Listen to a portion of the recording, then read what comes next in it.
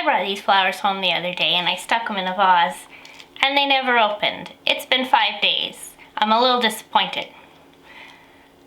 There's a couple of things you can do to prevent this before you buy them.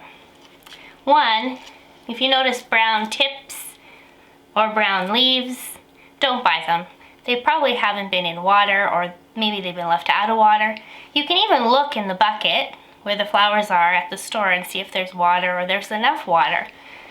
The other thing is, these ones in particular had elastics wrapped around them very tightly. Almost so tightly I needed scissors to get them off. So if you find that, don't buy those flowers. That means they've been so tightly wrapped that the water hasn't had enough room to get up to the top of the flower. These are a couple of tips that will help you not be disappointed with bringing home a bunch of flowers.